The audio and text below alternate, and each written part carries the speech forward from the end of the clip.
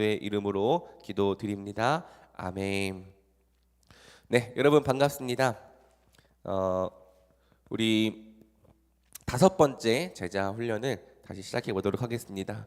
우리가 한 주 쉬고 나서 만나니까 또 이 긴장감과 또 이 첫 마음이 많이 이렇게 사그라들었을 수도 있는데요. 여러분 그럴 때일수록 또 다시 한번 그 마음을 굳게 먹고 또 이 훈련에 이제 중간까지 왔죠. 마지막까지도 잘 헤쳐나가는 그런 저희 모두가 되었으면 좋겠습니다. 잠깐 판서 모드로 좀 바꿀게요.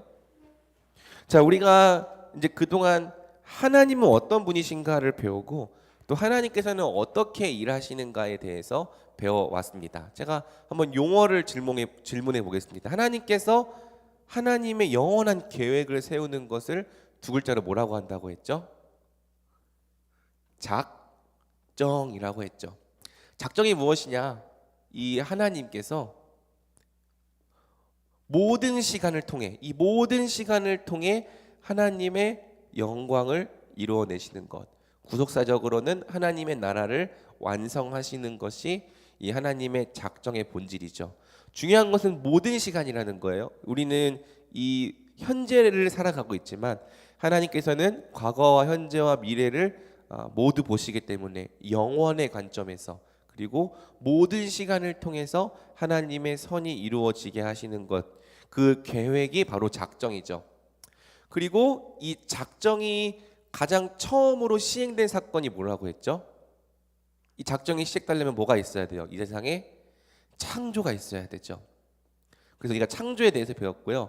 그 다음에 이 하나님께서 이 작정을 계속해서 이루어 나가시는 일을 우리가 뭐라고 부른다고 했죠? 이걸 어떻게 이루어 나가십니까? 섭리를 통해 이루어 나가신다. 그런데 이 섭리는 어떤 섭리냐? 가장 거룩하게. 그러니까 하나님은 심지어 죄조차도 가장 거룩한 방식으로 사용하신다는 거고요. 또 가장 지혜롭게. 그러니까 우리의 지혜가 상상할 수 없을 만큼 가장 탁월한 지혜로 하나님의 일을 이루어 나가신다는 거예요. 그리고 가장 권능 있게.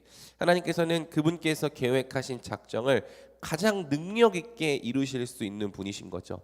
그래서 우리가 믿는 하나님은 어떤 하나님이냐? 하나님의 영광과 그분의 나라를 위해 모든 것을 계획하시고 또 그 계획하신 것을 가장 거룩하게, 가장 지혜 있게, 가장 능력 있게 섭리해 나가시는 분이다.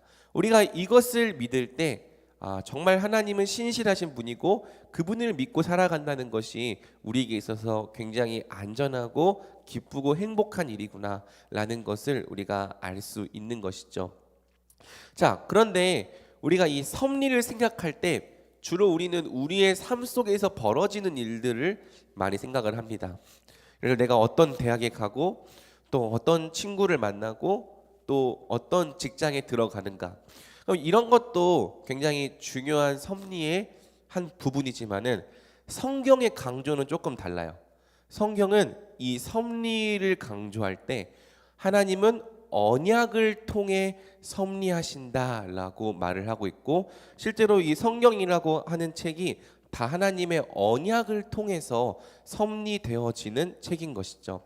그래서 언약을 알지 못하면은 성경을 성경답게 읽어낼 수가 없는 거예요.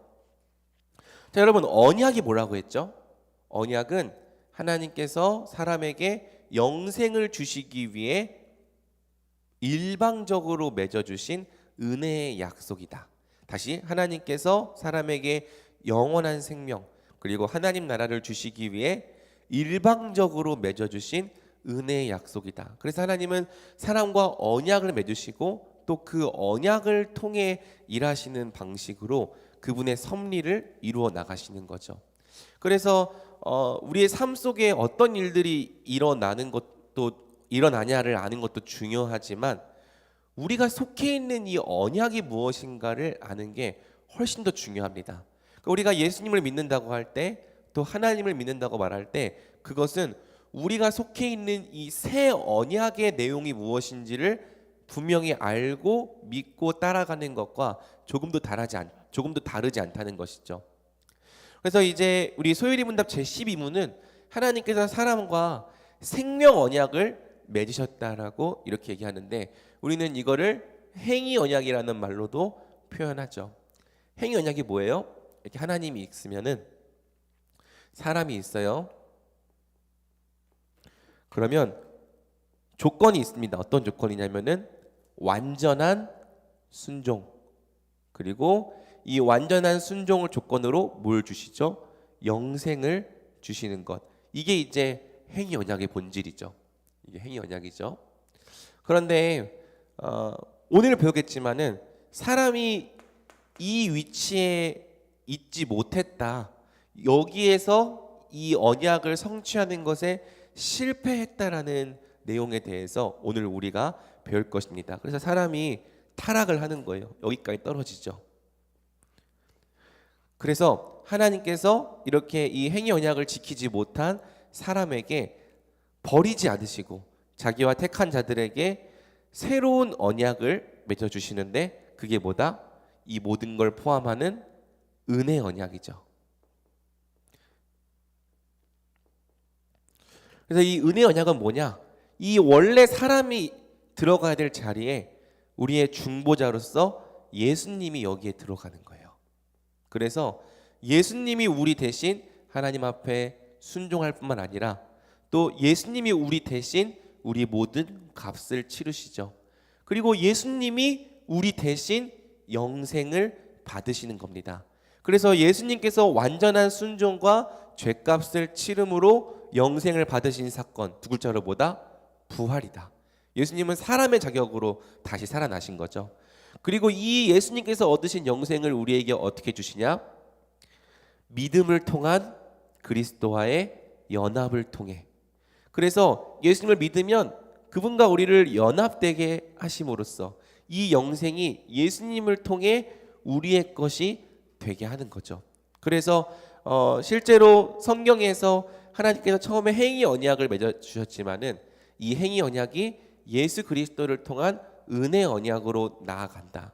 그리고 성경은 이 은혜 언약이 어떻게 성취되어져 가는지를 보여주는 책이라고 할 수 있죠. 그래서 지금 우리가 교리적으로 이 행위 언약과 은혜 언약으로 구분해서 배우고 있지만은 내년에는 성경의 구속사를 통해서 이 언약을 배워갈 거예요. 그래서 이제 올해는 교리 공부고 내년에는 성경을 직접 읽으면서 성경의 역사를 통해 하나님께서 언약을 어떻게 성취해 오셨는가를 배우려고 하는 거고요. 만약에 이제 여러분이 이 성경의 구속사까지 배우고 나면은 이제 여러분은 스스로 성경을 읽을 수 있는 사람이 되는 거죠. 그래서 여러분이 올해만 제자 훈련을 하는 것이 아니라 내년에 또 제자 훈련을 해서 지금 여러분들을 가르쳐 가기 위한, 양육하기 위한 커리큘럼을 제가 계속 만들고 가꾸어 나가고 있으니까 여러분들이 계속해서 함께 참여해 주시면 좋을 것 같습니다. 아무튼 이 은혜 언약이요, 구약 성경에서 5가지로 나타나요. 그래서 아담과 맺어주신 아담 언약, 아브라함과 맺어주신 아브라함 언약, 또 모세와 맺어주신 모세 언약. 사실은 모세가 아니라 이스라엘과 맺으신 언약이죠. 그래서 이스라엘과 맺으신 모세 언약, 그리고 다윗과 맺어주신 다윗 언약, 그리고 새 언약. 구약에서는 새 언약에 대해서 예언만 하고 그 새 언약이 실제적으로 성취되진 않습니다.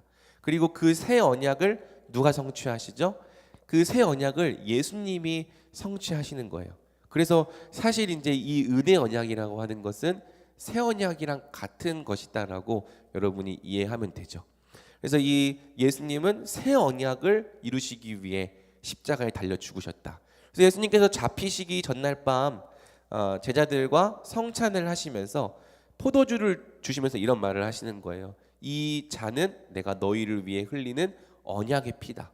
내가 이 피로써 너희와 새 언약을 맺는다 라고 말하면서 성경은 그냥 읽고 나한테 와닿는 말씀을 찾는 그런 방식으로 읽어가는 책이 아니라 언약을 중심으로 읽어가야 되는 책이구나라는 걸 이제 여러분이 나중에 다 배워가게 되는 것이죠. 그래서 이제 사실은 이제 이 행위 언약을 배웠으니까 바로 은혜 언약으로 들어가도 되는데, 오늘 우리는 이 은혜 언약으로 바로 들어가지 않고 왜 이 은혜 언약이 필요했느냐에 대한 것을 배울 거예요. 그러니까 이 과정이 필요한 거죠. 단지 이 과정을 배우지 않고 그래서 은혜 언약이 답이다라는 것만 배우면은 왜 이게 우리에게 있어서 유일한 구원의 길인지 설득이 되지 않고 납득이 되지 않는 거예요.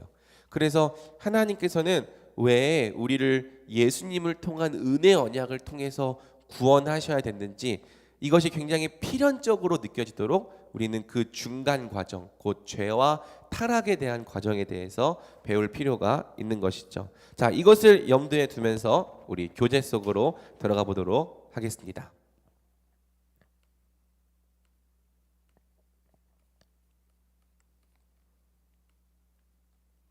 잘 보이죠? 네, 제가 미리 찾아놨어야 되는데 열심히 내리고 있습니다.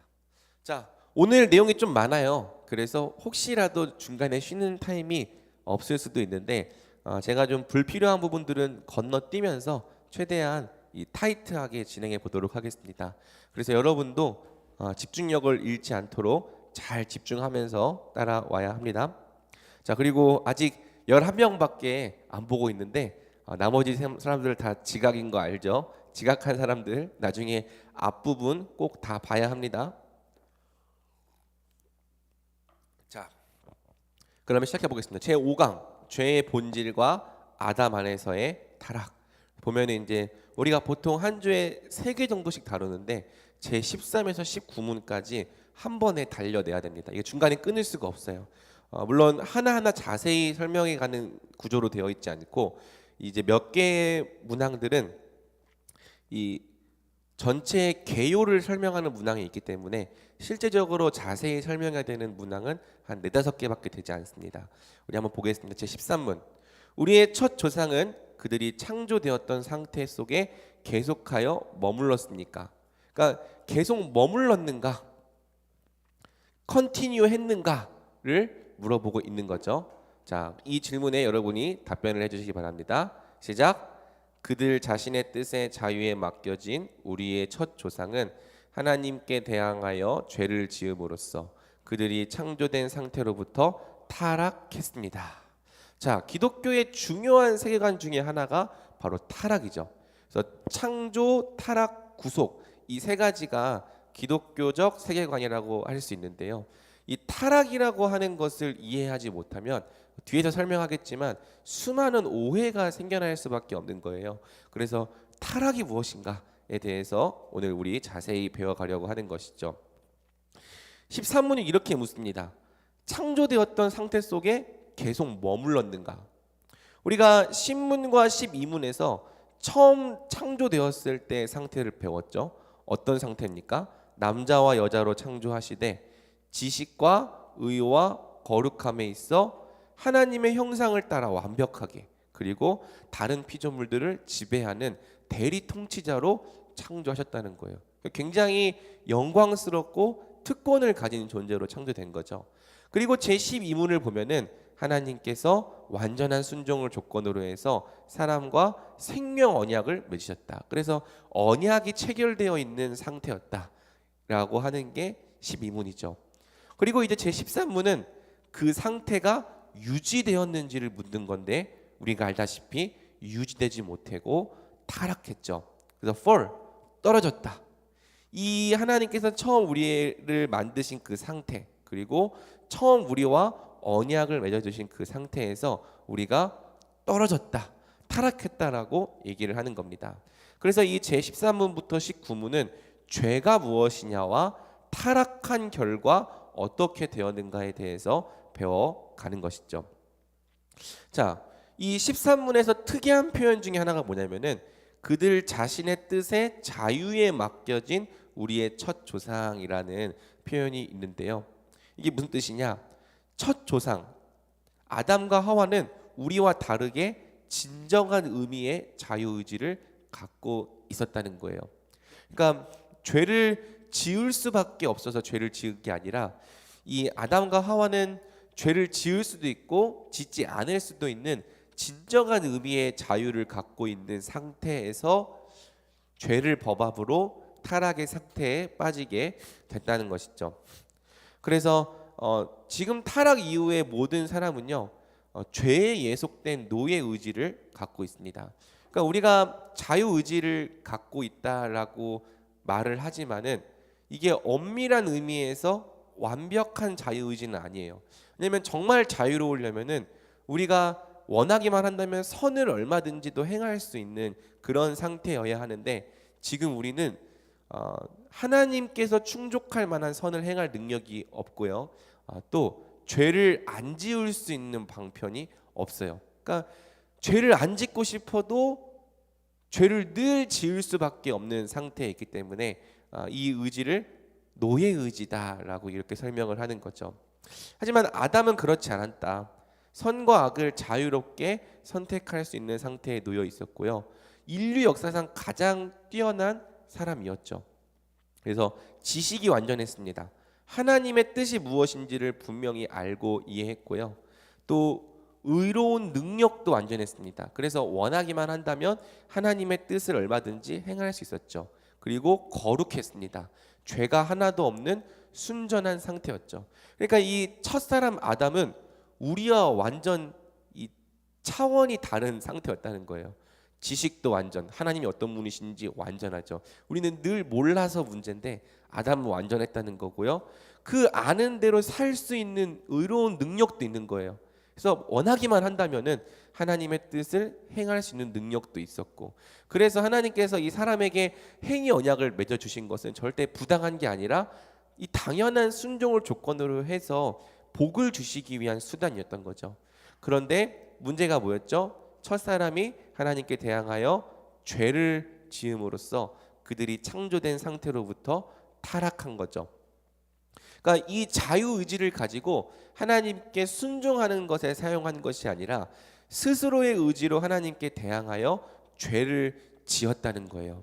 그래서 이 14문과 15문은 죄가 무엇인지와 그리고 아담이 하나님 앞에 어떤 죄를 지었는지를 설명을 하는 거죠. 그러니까 혹시 이렇게 생각하는 사람이 있어요. 결국에는 사탄이 유혹을 했기 때문에 죄의 책임은 사탄에게 있지 않나요? 그런데 유혹을 하긴 했죠.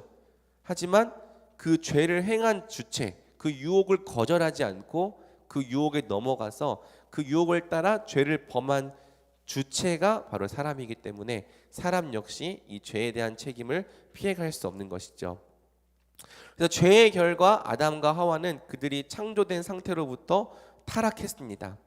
제 16문에서 17문은 이 모든 인류가 아담 안에서 함께 타락했다. 그래서 이 타락한 상태를 두 가지로 설명하는데 죄와 비참으로 설명을 하죠. 그리고 제 18문에서는 이 죄가 무엇이냐라고 할 때 이 네 가지의 삶을 제가 설명을 할 거예요. 죄책과 원의의 상실, 전속성의 부패, 자범죄, 그리고 타락으로 인한 비참의 상태가 무엇인가를 19문에서 설명하는데 하나님과의 교제 상실, 하나님의 진노와 저주 아래에 있음, 이 생에서 모든 비참함을 경험함, 육체로도 죽고 또 영원한 지옥의 고통을 당하는 것이다 라는 내용을 제 19문에서 배우게 될 것입니다. 자, 그러면 이제 전체적인 개요를 살펴봤으니까 강론으로 들어가 보겠습니다. 자, 14문을 제가 질문할 테니까 여러분이 답변해 주세요. 듣지 말고 여러분 꼭 강의 들으면서 읽어야 됩니다. 자, 죄란 무엇입니까? 시작. 죄란 하나님의 법을 순종함에 있어 부족하거나 하나님의 법을 어기는 것입니다. 자, 중요한 표현이 세 가지가 나오는데 첫째는 하나님의 법, 그리고 부족하다 또는 어긴다. 이 세 가지가 죄를 이해하는 것에 있어서 핵심 용어이죠. 자, 먼저 죄의 기준은 하나님의 법입니다.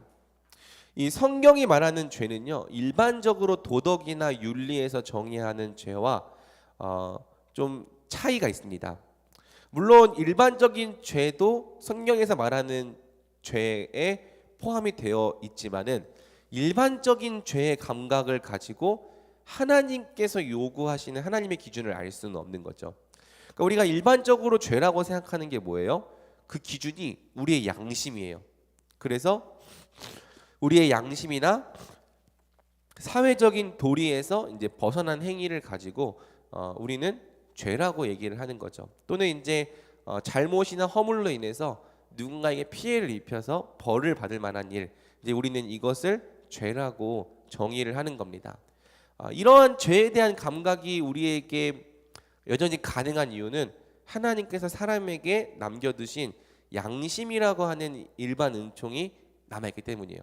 그러니까 만약에 사람이 타락했다고 해서 이 양심까지도 다 완전히 망가져 버렸으면은 이 세상은 말 그대로 살아있는 지옥이 될 수밖에 없는 거죠. 왜? 사람마다 다 양심이 없으니까. 하지만 그럼에도 불구하고 이 양심이 어느 정도 자리를 하고 있어서 이것은 죄다라고 우리의 행동을 억제하고 있기 때문에 이 세상이 곧바로 지옥처럼 변해져 가는 것을 이 양심이라고 하는 하나님의 일반 은총이 막고 있는 거죠. 그런데 문제는 뭐냐면은 이 양심이 완벽하지 못하다는 거예요. 그 죄에 대한 기준이 시대와 문화에 따라 달라질 수 있고요. 또 오늘날에는 사람에 따라 달라질 수 있는 거죠. 그러니까 우리가 벌써 몇 년 되긴 했지만은 원래 우리나라에서는 간통을 하는 것을 죄로 규정을 했습니다. 그래서 원래 간통죄를 범하면은 형사처벌을 받아야 됐어요. 그런데 몇 년 전에 이 간통죄가 폐지됐어요. 그래서 어떻게 얘기를 하냐면은 더 이상 간통을 하는 것은 죄가 아니다. 그것은 인류의 행복 추구권을 위해서 얼마든지 자기가 개인적으로 선택할 수 있는 일이다. 이렇게 만들어 놓은 거죠. 그러니까 죄를 죄가 아니라고 말하고 바꾸는 게 이 세상 죄인들이 갖고 있는 본성이고 한계라는 거예요. 그래서 이제 이 간통죄는요, 형사처벌이 아니라 상대방에게 얼마나 이 피해를 입혔는지 이 민사 처벌을 통해, 그러니까 민사 소송을 통해서 해결해야 되는 그러한 형태의 죄가 되어버린 거예요. 그래서 이제 죄의 기준이 사람에게 있기 때문에 자꾸 바뀐다. 그래서 그게 절대적인 기준이 될 수가 없는 거고요. 그리고 이제 특별히 사람들이 이 죄의 기준을 자기 양심으로 삼을 때 생기는 문제가 뭐냐면 이렇게 생각하는 거죠. 남에게 피해만 주지 않으면 죄가 아니다. 그러니까 남에게 피해만 주지 않는 선에서 내가 뭘 해도 된다라고 스스로를 자기와 합리화하고 심지어는 기독교인들조차 이렇게 생각을 하는 거죠. 근데 성경은요, 엄격하고 분명하게 말해요. 죄의 기준은 하나님의 법이다. 그래서 그 하나님의 법을 순종함에 있어 부족하거나 그 법을 어기는 것이 죄다. 그래서 하나님께서 거룩하신 분인데 어떻게 이 세상에 죄가 있을 수 있느냐? 하나님이 죄를 만드셨냐라고 이제 물어보는 죄들이 있는데요. 그건 죄를 오해하는 거죠. 죄는 만들어진 게 아니라 하나님의 법에서 벗어난 게 죄인 거예요. 그러니까 원래는 우리가 정확한 길을 가야 되는데 그 길을 벗어난 상태를 두고 죄라고 말하는 것이죠. 그래서 이 죄의 원어가 이제 하마르티아라는 단어인데 관역에서 벗어나다라는 뜻을 갖고 있습니다. 그러니까 원래 하나님께서 만드신 법, 그 기준을 똑바로 따라가는 것이 순종이고 의인데 그 하나님의 법을 따라가려 하지 않고 의도적으로 대적해서 벗어나 버리는 것, 이제 이것이 죄인 거고요. 이것이 바로 죄의 본질이기 때문에 하나님께서 죄를 만들지 않으셨지만 사람이 하나님을 선택하지 않으므로 이 세상에 죄가 들어오게 되는 것이죠. 이렇게 이해하면 될 것 같아요. 성경에서의 죄는 그 기준이 항상 하나님께 있다. 왜? 하나님은 이 세상을 만드신 분이면서 동시에 이 세상의 법을 규정하신 분이죠. 그 하나님께서 이 세상을 만드신 분이라면 그 하나님은 이 세상의 법도 규정하실 수 있는 분인 거예요. 그런 의미에서 우리는 하나님을 주님이다, 통치자다, 왕이다라고 부르는 것이죠. 그래서 죄에 대한 기준을 항상 하나님으로 생각을 해야 되고요. 그 하나님의 기준이 가장 잘 요약되어 있는 법이 바로 율법이죠. 그리고 그 율법을 더 압축한 게 뭐예요? 십계명. 그래서 우리가 진짜 하나님의 기준이 뭔지를 알려면 십계명을 만나야 되는 거예요. 하나님의 이 십계명을 만나서 이게 진짜 하나님의 거룩하고 높으신 하나님의 절대적인 기준이구나라는 것을 이 십계명을 통해서 만나야지만 우리가 바로 이 기준에 전혀 미치지 못하는 죄인임을 깨달을 수 있는 것이죠. 그래서 아담은 지식이 완전했기 때문에 하나님의 법이 따로 필요하지 않았지만 타락 이후의 사람은 하나님을 아는 지식을 거의 대부분 상실했기 때문에 하나님께서 율법을 통해 그분의 뜻이 무엇인지를 계시해 준 거고요. 그 율법의 핵심이 무엇이냐? 십계명. 그리고 그 십계명을 다시 두 가지로 압축하면 무엇이냐? 바로 하나님 사랑과 이웃 사랑이라고 정의할 수 있는 거고요. 이 내용이 소요리 문답 제39에서 81문에 담겨 있습니다. 내년 2학기 때쯤 하려고 생각하고 있는데요. 여러분들이 거룩한 하나님의 율법의 기준을 만나기 위해서 내년 2학기 제자훈련도 참여해야겠죠. 자, 그다음에 이제 이 하나님의 법이 기준인데 이 법을 어떻게 하는 것이 죄냐라고 했을 때 부족하거나 어기는 것 둘 다 죄다. 이렇게 얘기를 하는 겁니다. 그러니까 우리는 보통 하나님의 법을 어기는 것만 죄라고 생각을 하는데요. 하나님의 기준에서는 순종함에 있어 부족한 것, 그러니까 온전히 순종하지 않는 것도 죄라는 거예요.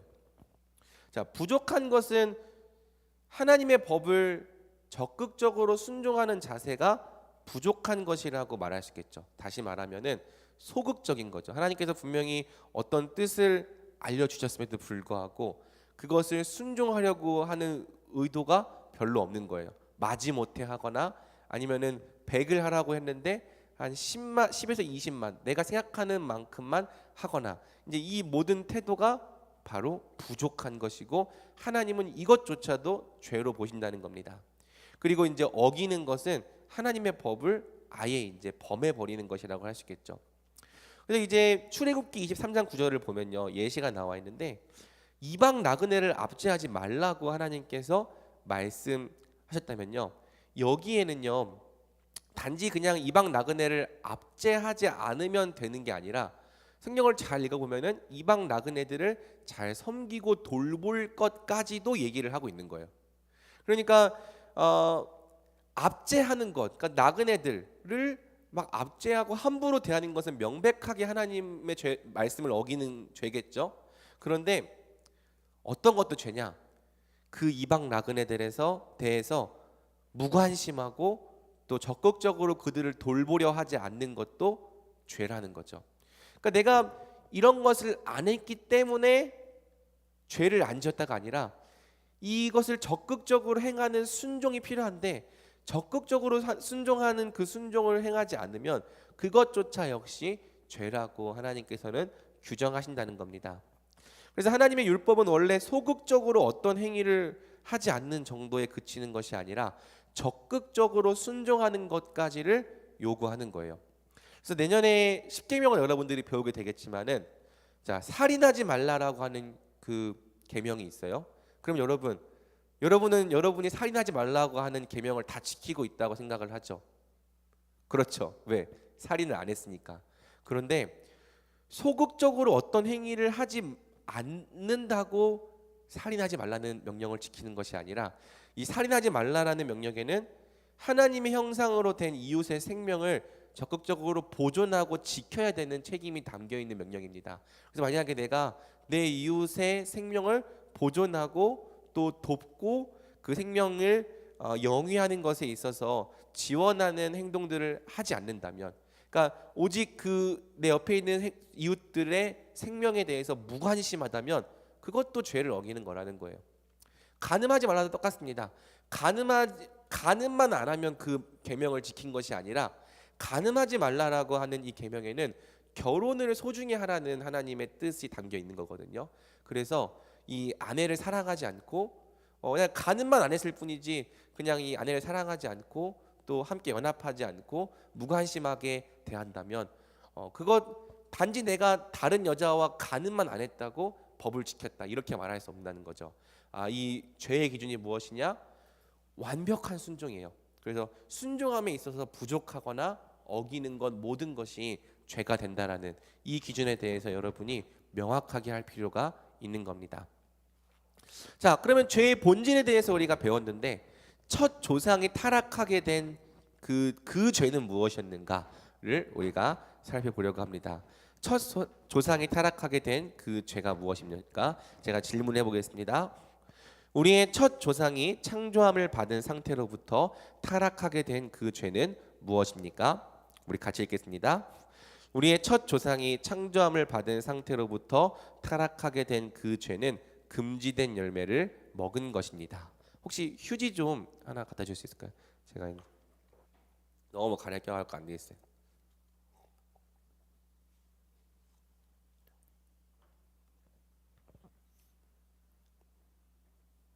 감사합니다. 잠깐 실례하겠습니다, 여러분.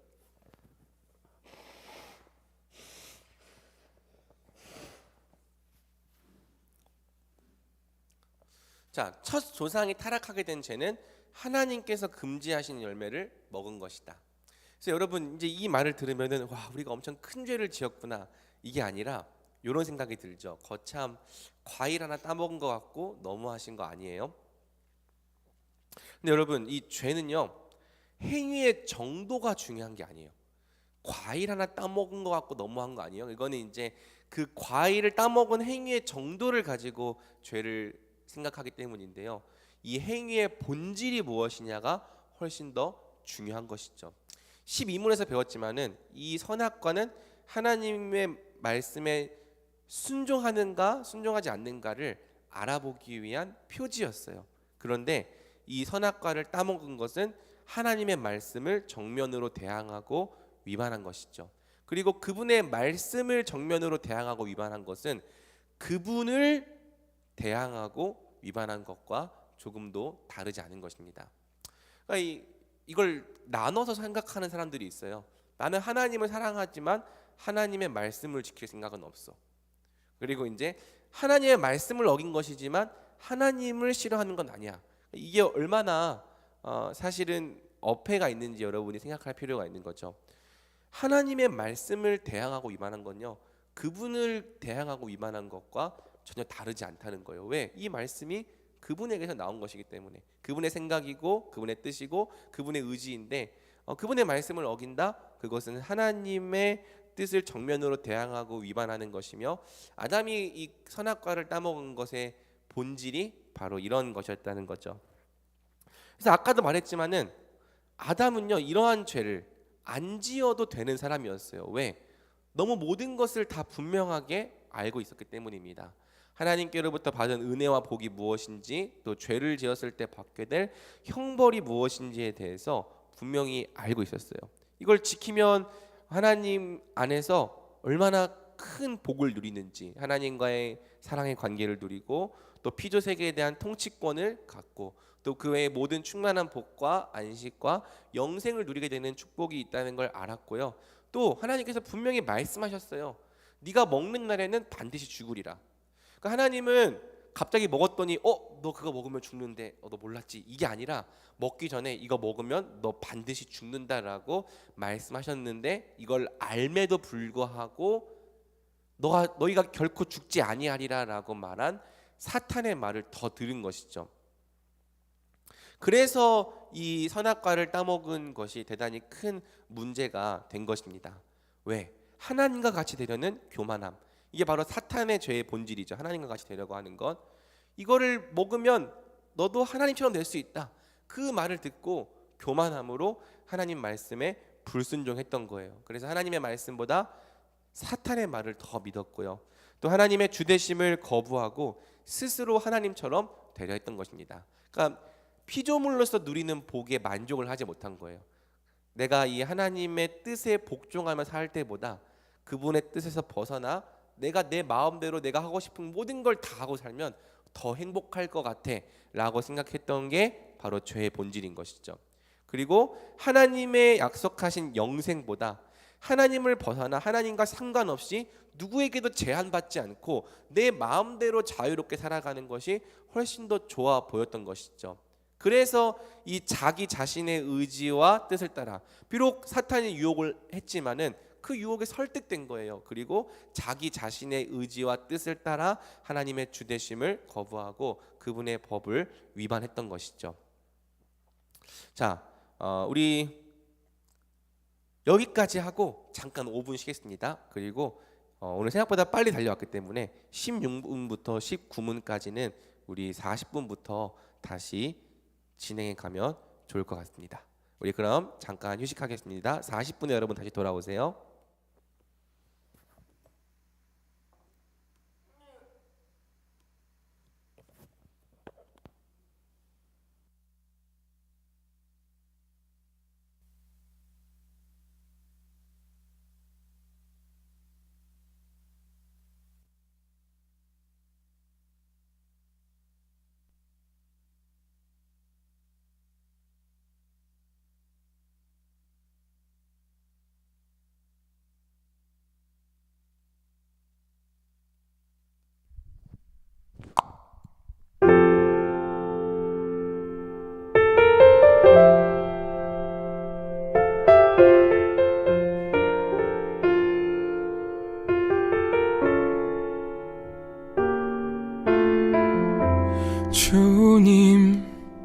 주님의 생각 속에서 나를 잊으십니까?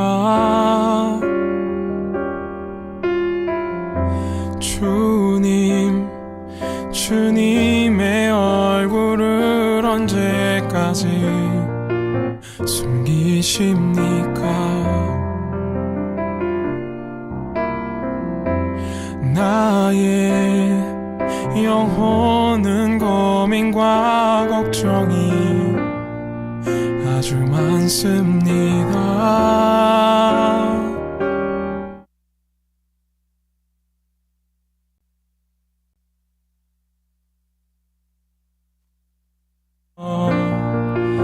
자랑합니다. 여호와 나의 하나님이여, 나를 잊지 말고 대답해 주세요. 내가 주님과 멀어지지 않게 나의 눈을 밝히소서.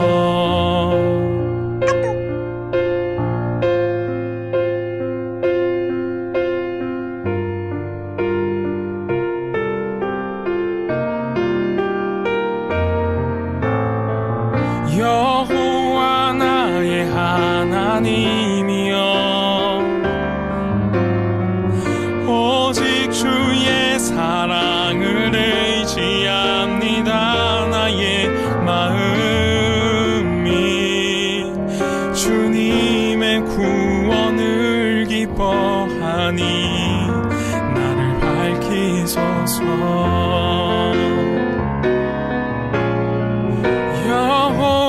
나의 하나님이여,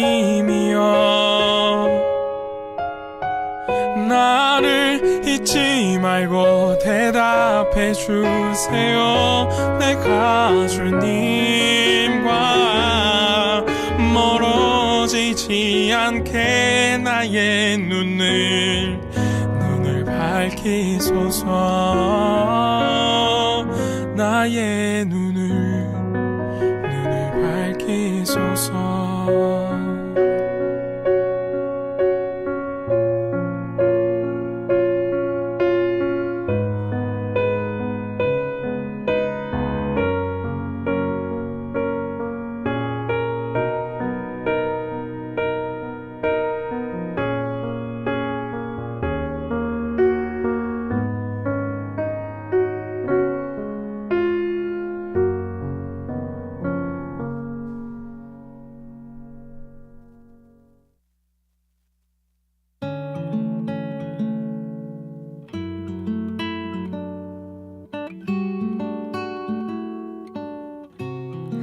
주님을 닮아가는 것, 그의 형상대로 우리 지으신 사랑의 비밀,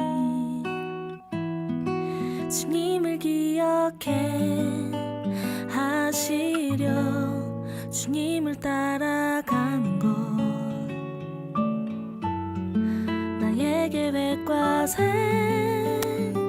생각들 모두 주님 앞에 내려놓고 나갑니다. 주 안에서 내 모습 속에서 주님 얼굴 나타나길 원합니다.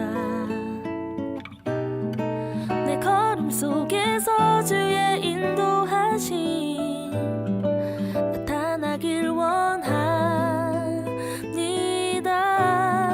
공허한 세상 가운데 우리 보내신 주의 뜻을 따라서 사랑으로 채우기를 원하시는 주 뜻처럼.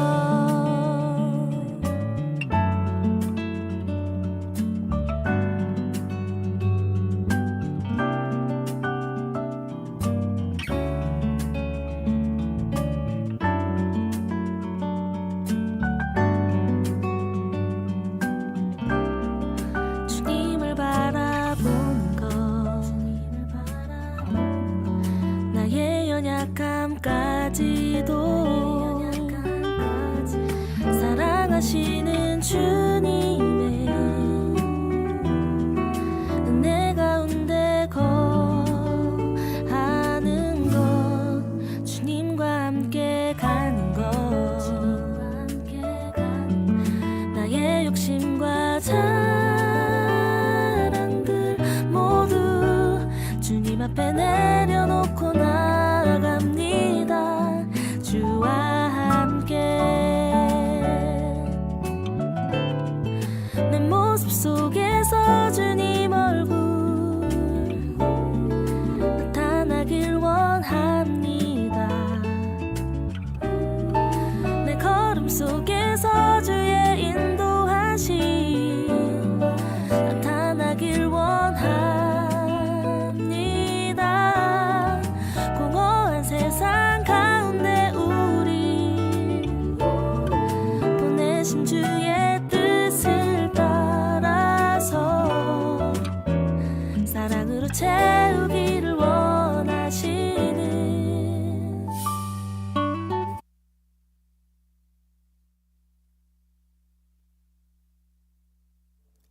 네. 자, 그러면 다시 시작해 보도록 하겠습니다.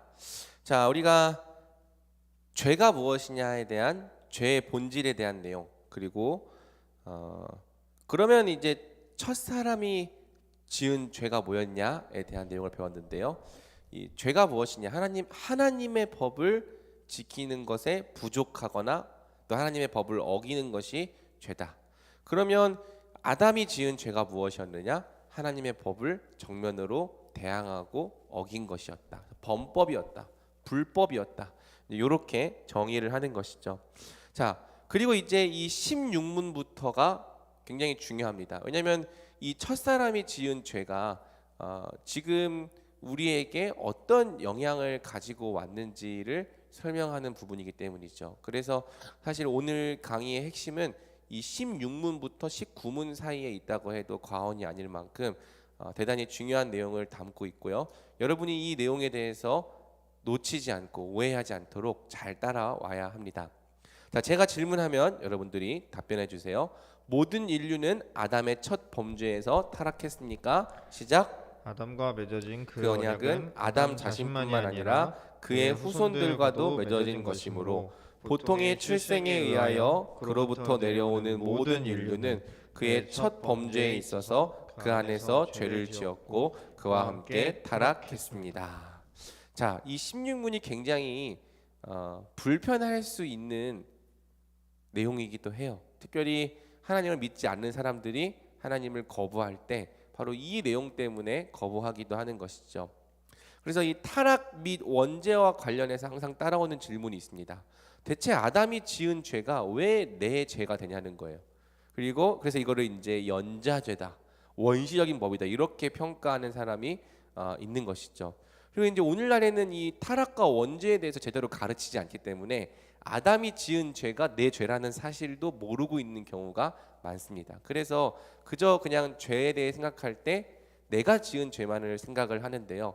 성경이 말하는 것에서 더 심각한 것은 내가 지은 죄도 심각하지만은 사실 아담이 지은 죄 때문에 이 모든 사단이 났기 때문에 아담이 지은 죄가 내게 어떤 영향을 끼치고 있는지를 아는 게 훨씬 더 중요한 본질인 것이죠. 그리고 하나님께서 왜 자기 마음대로 아담을 대표로 정하셨는가? 이제 이런 질문도 따라오는 거예요. 그래서 민주주의는 우리가 민주주의 시대에 살아가고 있기 때문에 내가 원하는 대표를 내가 선택해서 세울 수 있는데 왜 하나님은 나의 의사와 상관없이 아담을 대표로 정하신 다음에 아담이 행한 일 때문에 내가 그 일에 대한 결과 책임을 지게 하셨는가? 나는 인정할 수 없다. 이렇게 말하는 사람들이 오늘날에도 여전히 꽤 있는 것이죠. 자, 이것에 대한 질문에 대한 답을 하나씩 해가 보겠습니다.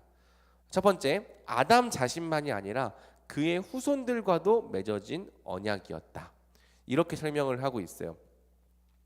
그래서 제가 여러 번 강조했지만 사람은 처음부터 개별적인 존재가 아니라 공동체적인 존재로 창조되었죠.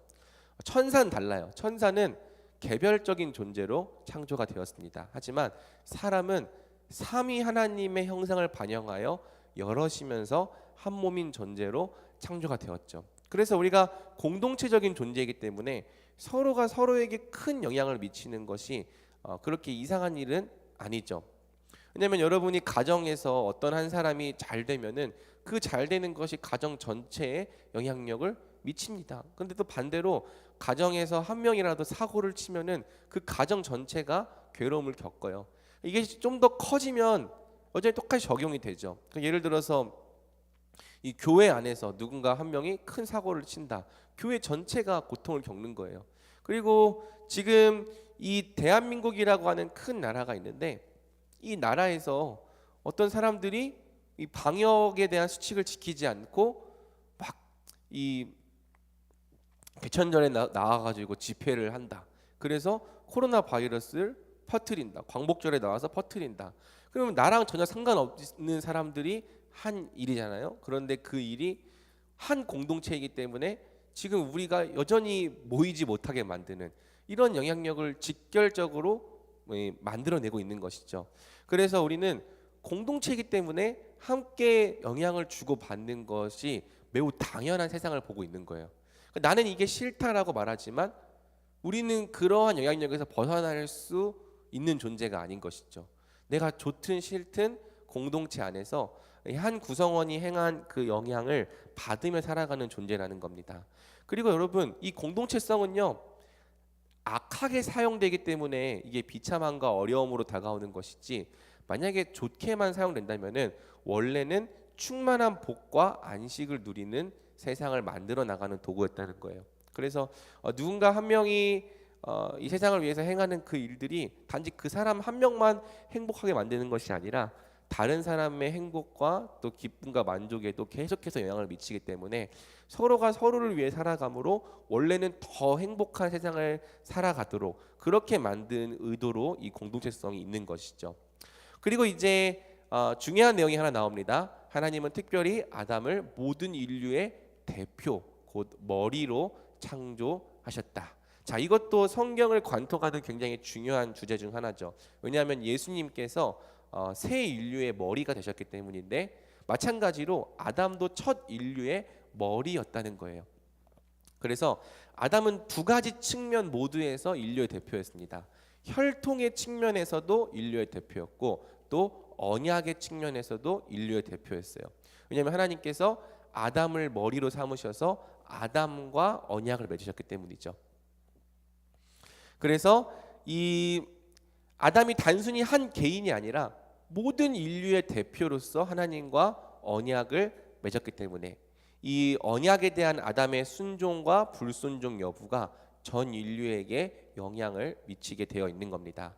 그래서 아담이 순종할 경우 전 인류는 영생의 복을 누리는 상태가 되었을 거예요. 우리가 뭔가를 하지 않았어도 아담 덕분에 영생의 복을 누리게 됐을 거예요. 반대로 아담이 불순종할 경우에는 전 인류가 사망의 형벌을 받는 상태가 되는 것이죠.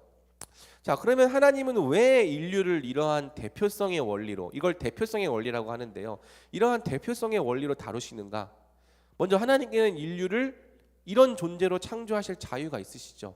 그러니까 왜 하나님께서 이렇게 창조하셨어요라고 물어보는 것은 하나님의 주권을 사실은 침해하는 일인 거예요. 하나님은 사람을 한 몸된 존재로 창조하실 자유와 주권이 있으신 분인 거죠. 그리고 그 공동체적 존재에게 대표가 있는 게 전혀 이상한 일은 아닌 겁니다. 우리 교회도 대표가 있고 여러분의 가정에도 대표가 있어요.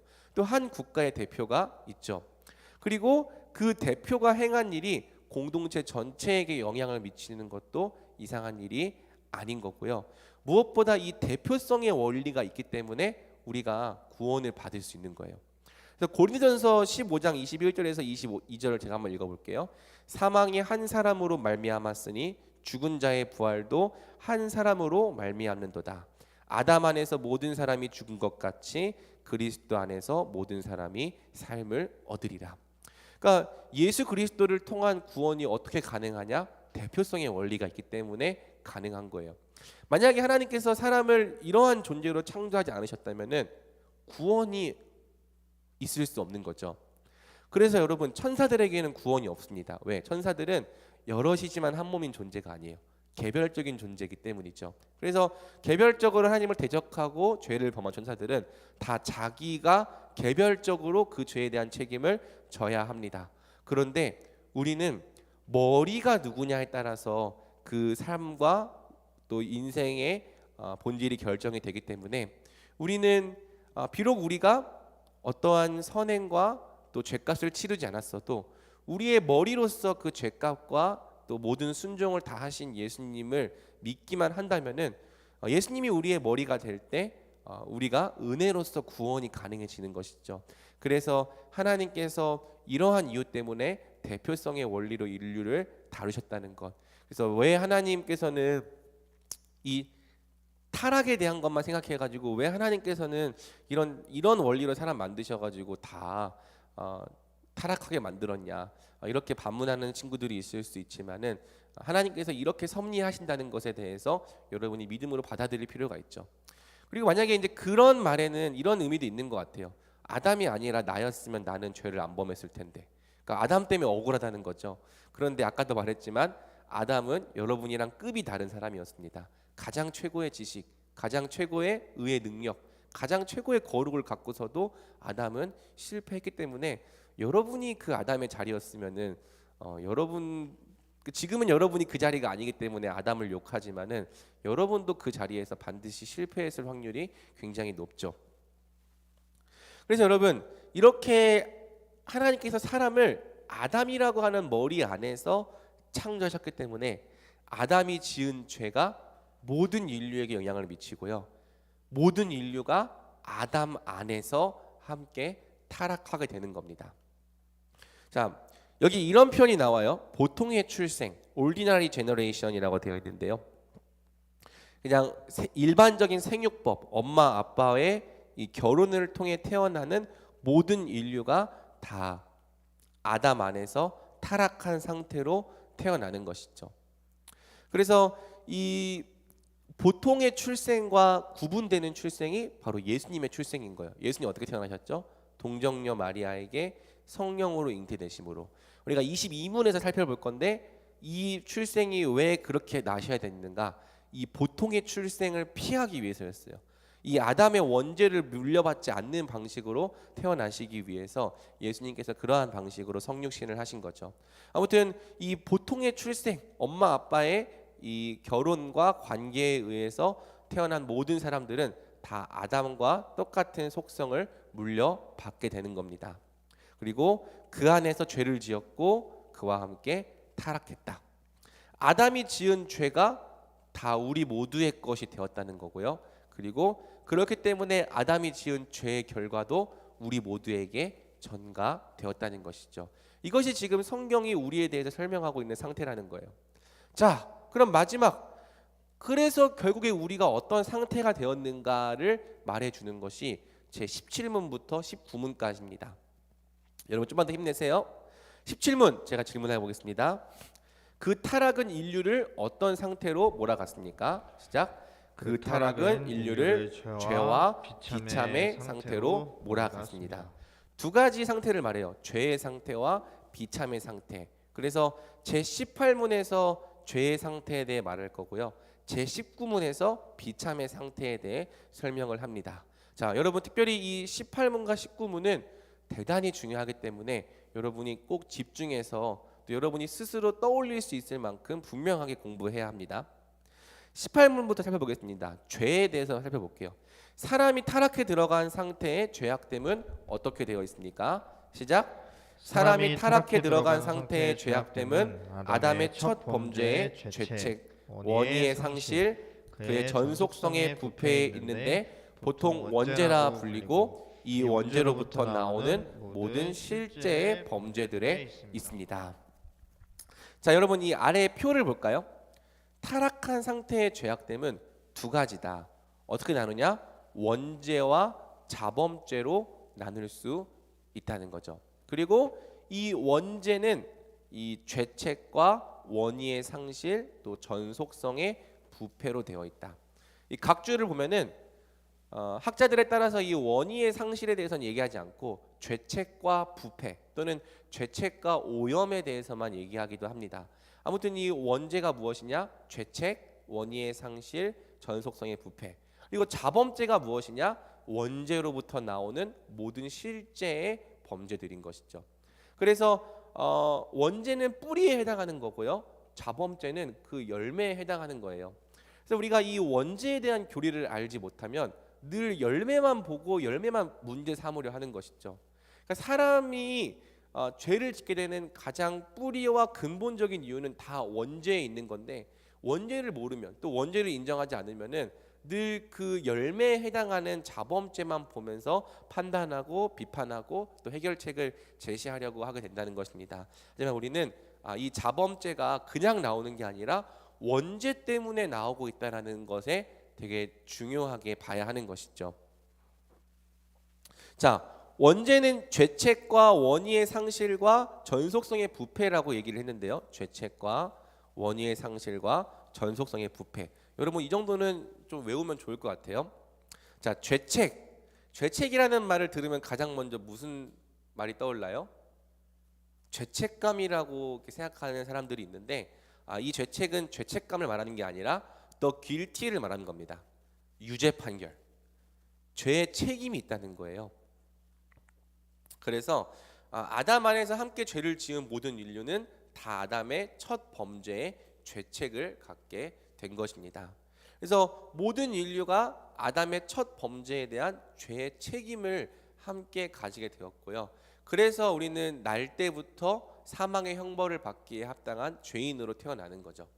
죄에 대한 책임이 있다는 거. 내가 뭔가를 안 했으면은 죄인이 아닌 게 아니라 우리는 이미 날 때부터 유죄 판결을 받은 채로 태어나는 상태라는 거죠. 그리고 이제 원의의 상실, 또 want of original righteousness. 그래서 이제 want는 결핍을 말하는 건데요.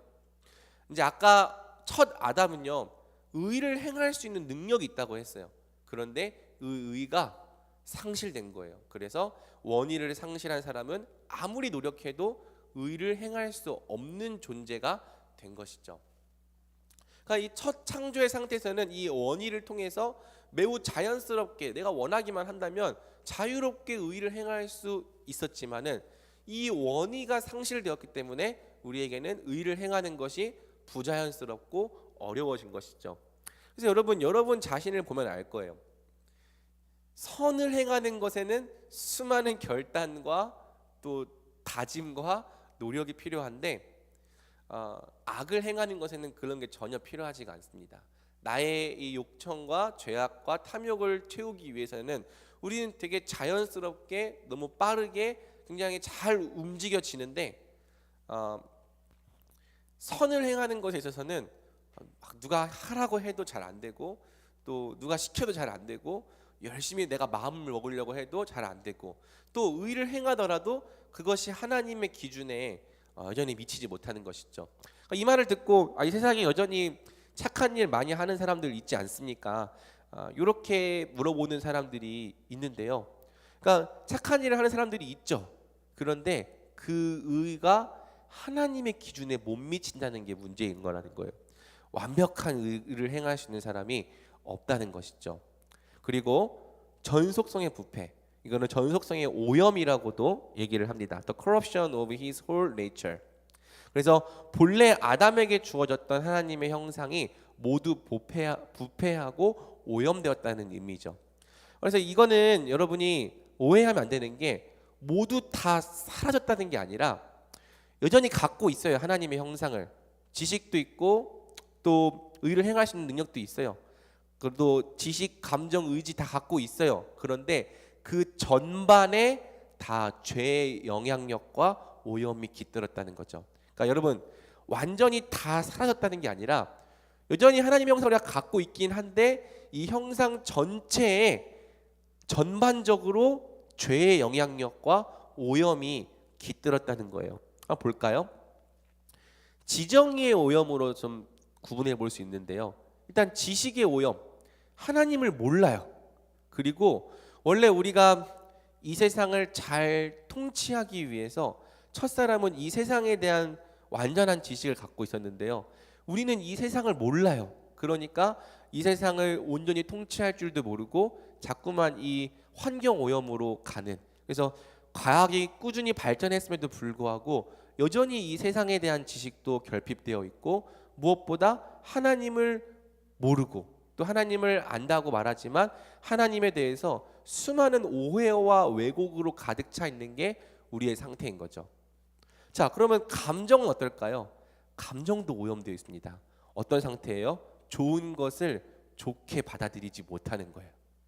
그러니까 이게 우리의 감정이라고 하는 것이 참 좋은 것을 받으면 좋아할 줄도 알아야 되고 또 싫은 걸 보면 싫어할 줄도 알아야 되지만은 그래서 원래는 정상적으로 기능을 해야 되는데 뭔가 배알이 꼴려 있어요. 그러니까 뭔가 이게 뒤틀어져 있어요. 그래서 좋은 것을 좋게 받아들이지 못하고 막 뭔가 하면은 저거 나한테 왜 그러는 거지? 막 이러한 감정들.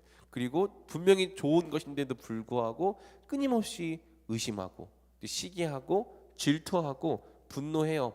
이게 지금 우리의 감정이 오염되어 있다는 증거인 거죠. 그 다음에 의지도 오염됐습니다. 선을 행하려는 의지가 거의 대부분 망가졌어요. 그래서 하나님 말씀 따라 사는 게 정말 자기를 끊임없이 쳐야 되는 자기 부인의 과정의 연속이 돼버린 거예요. 반면 악하고 그릇되며 자기 욕심을 추구하는 행동은 상당히 신속하게 행한다. 이게 다 여러분의 자기소개고 제 자기소개죠. 선을 행하려는 의지는 정말 희박해서 뭐 이렇게 하려고 해도 잘 안 움직이면서 내 욕심을 추구하는 행동에서는 늘 신속하게 빠르게 행하는 거예요. 그리고 또 어떤 것도 있어요. 잘못된 것을 알면서도 스스로를 합리화하고요. 행동을 돌이키는 것을 최대한 피하고 늦추고 외면하는 상태라는 거죠. 그러니까 여러분 우리가 이런 상태라는 걸 알아야 되는 거예요. 이게 지금 원죄가 우리에게 가져온 영향인 거고. 그래서 좋은 것도 좋게 받아들이지 못하고 선을 행하려는 의지가 거의 희박하고 근데 내 욕심을 추구하는 행동에 너무 빠르고 또 잘못된 것을 알면서도 다른 사람들의 잘못은 그렇게 지적하고 정죄하고 비판을 잘하면서도 자기에 대해서는 관대하고 그리고 내가 잘못되었다라는 걸 알아도요 들으려 하지 않아요. 그리고 올바르게 돌이키는 것을 최대한 피하고 늦추고 외면하는 상태. 이게 여러분 죄인의 상태라고 성경은 말하는 겁니다. 똑바로 알아야 되는 거죠. 그리고 이러한 원죄의 영향이 우리 가운데 있기 때문에 모든 실제 범죄들, 줄여서 자범죄가 흘러나오는 겁니다. 아담의 원죄 이후에 모든 실제적인 범죄들은 바로 이 원죄로부터 나왔다. 그래서 여러분 중요한 표현이 여기 있는데요. 아담은 죄를 지어서 죄인이 되었죠. 그런데 우리는요 죄인이기 때문에 죄를 짓는 자들인 겁니다. 우리의 본질이 죄인이라는 거예요. 우리가 시작부터 날 때부터 죄인이라는 거예요. 그렇기 때문에 우리는 죄인이기 때문에 늘 죄를 짓는 상태에 있는 거고요. 이 원죄의 해결이 없이는 모든 실제적인 죄들의 해결도 있을 수 없는 것이죠. 왜? 이 원죄는 뿌리의 문제라는 거예요. 그래서 여러분 성경을 통해서 이 세상을 바라보지 않으면 원죄의 영향력을 인식할 수가 없는 거예요. 그래서 창조, 타락, 구속 이 성경적 세계관에 타락에 들어가는 거예요. 이 세상의 철학과 학문은 원죄를 인정하지 않습니다. 그래서 끊임없이 인간에게 가능성을 두는 거예요.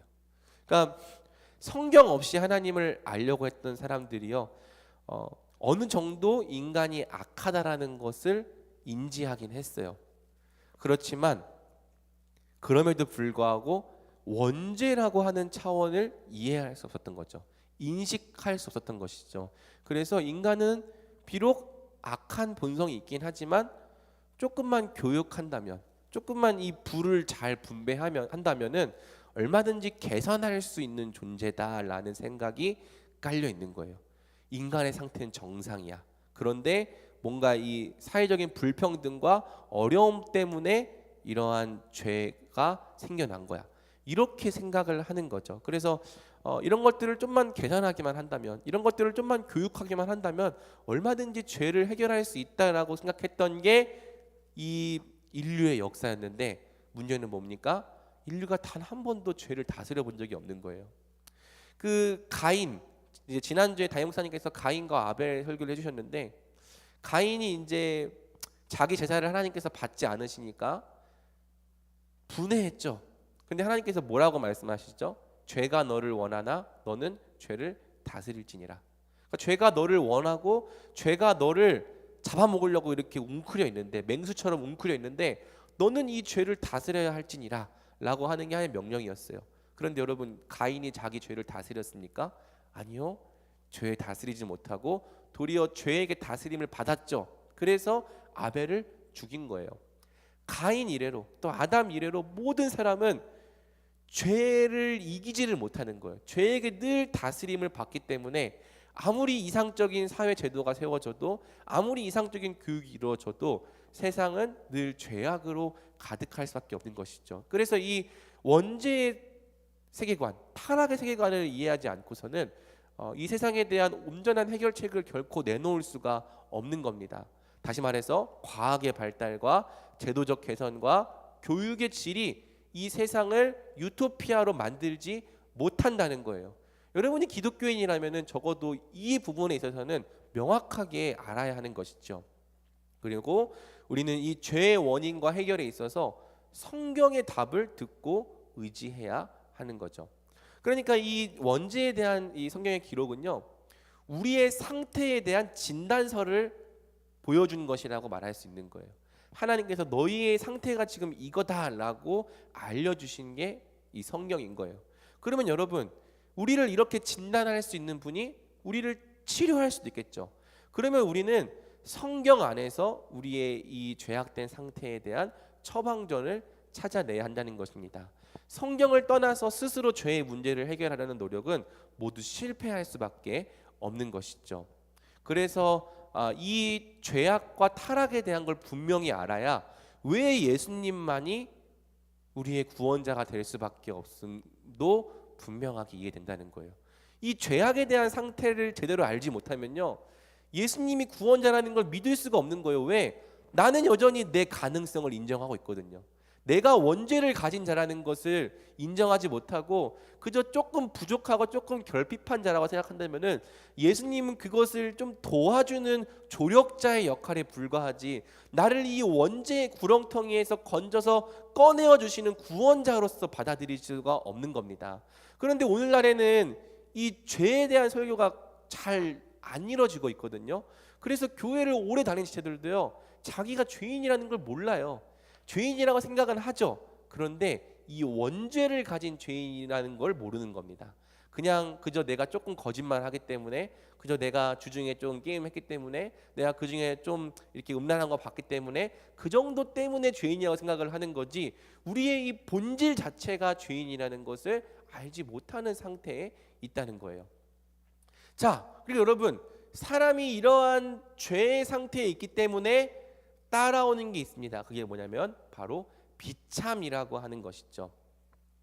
자, 또 misery, 비참 보겠습니다. 사람이 타락해 들어간 상태의 비참함은 무엇입니까? 같이 읽겠습니다. 시작. 자신들의 타락으로 하나님과의 교제를 잃어버린 모든 인류는 하나님의 진노와 저주 아래에 있고, 그래서 이 생에서 모든 비참함과 죽음 자체와 그리고 영원한 지옥의 고통을 받게 되었습니다.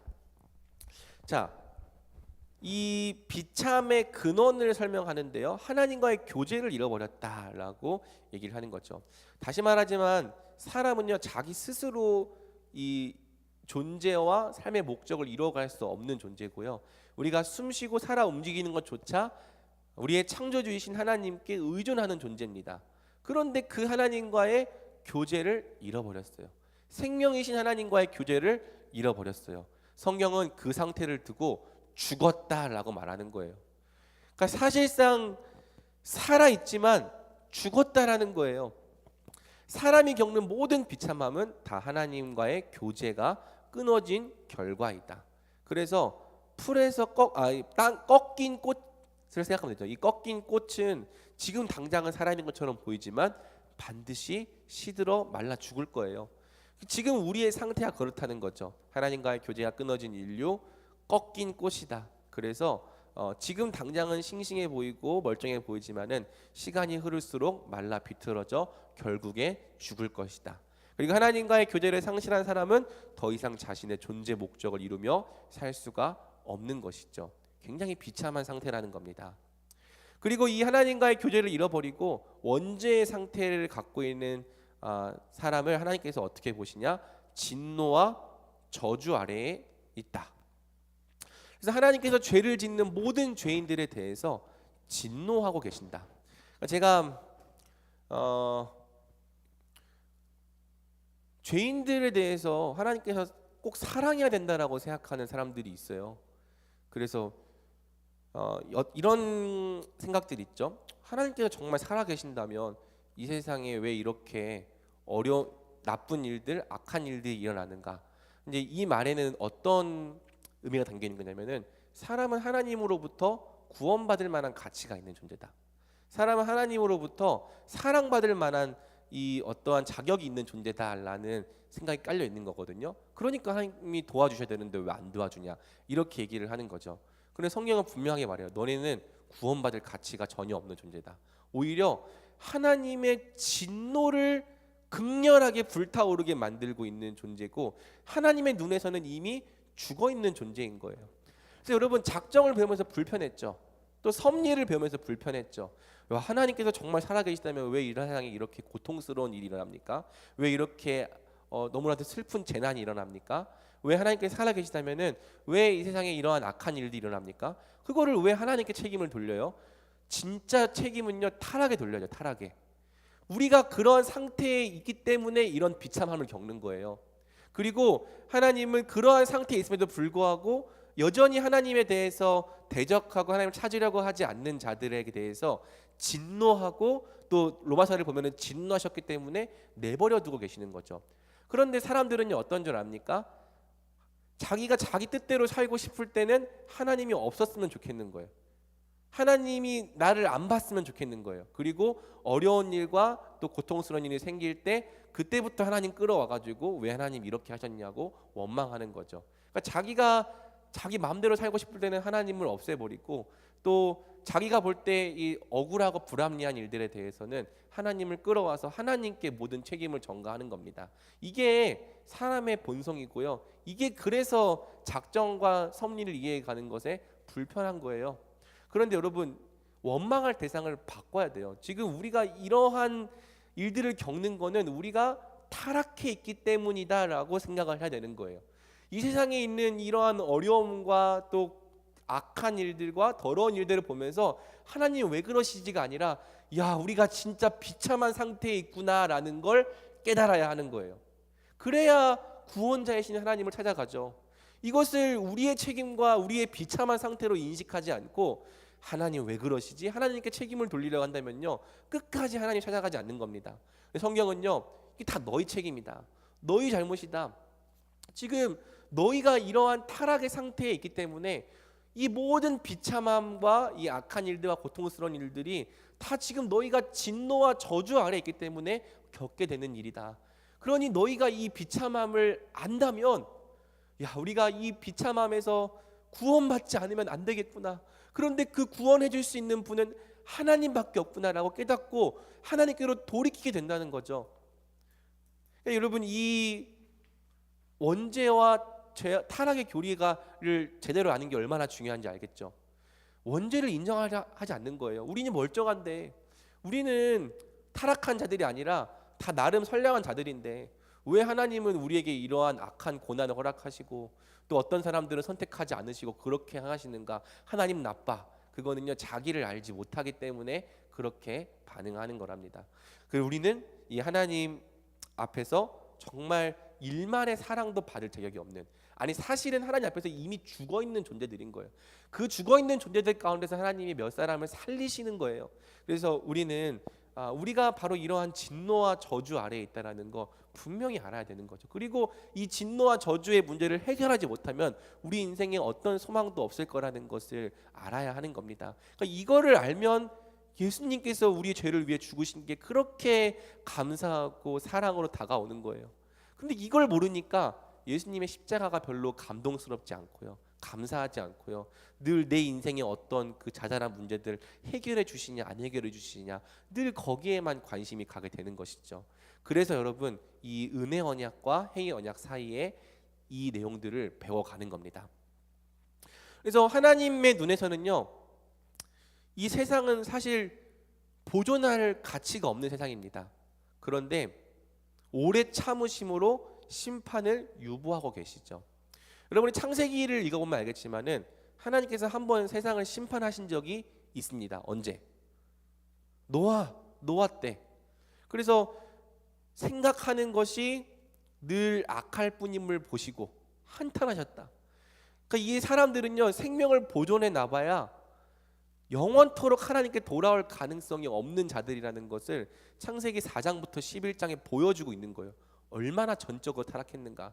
이 사람들을 잘해줄 가치가 전혀 없는 사람들. 심지어 노아의 홍수가 지난 다음에도 사람들은 회개하고 돌이키는 게 아니라 바벨탑을 쌓음으로 하나님께 대항하는 자들인 거죠.